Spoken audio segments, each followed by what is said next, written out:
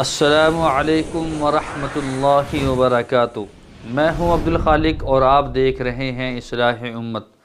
تو دوستو، ہمارے یوٹیوب چینل کو سبسکرائب کیجئے، لائک کیجئے اور شیئر کیجئے۔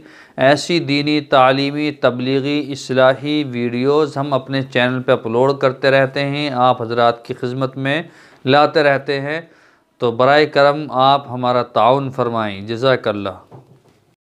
حضرت مولانا سید محمود اسد مدنی دامت برکاتہم نے جمعیت علماء ہند سے استعفیٰ دے دیا ہے۔ اب سوال یہ پیدا ہوتا ہے کہ استعفیٰ کیوں؟ مولانا محمود مدنی صاحب نے جس طرح جمعیت علماء ہند سے اچانک استعفیٰ دیا ہے، اس سے ملت اسلامیہ ہند میں ایک اضطرابی کیفیت کا پیدا ہونا یقینی ہے۔ مولانا محمود مدنی جدید ہندوستان کے مین اسٹریم میں اکلوتے ایسے مسلم رہنما ہیں جنہیں ملک کا ہر طبقہ پسند کرتا ہے۔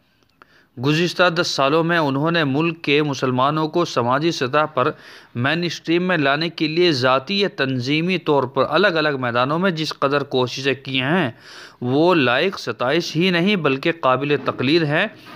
ملی اتحاد کے لیے ان کے کئی اقدامات تاریخ کی صفات پر سنہرے لفظوں سے درج ہو چکے ہیں۔ ان کی کئی باتوں سے اختلاف کے باوجود ملک کا اعلیٰ دماغ انہیں ملت اسلامیہ کا درد مند ترجمان سمجھتا ہے۔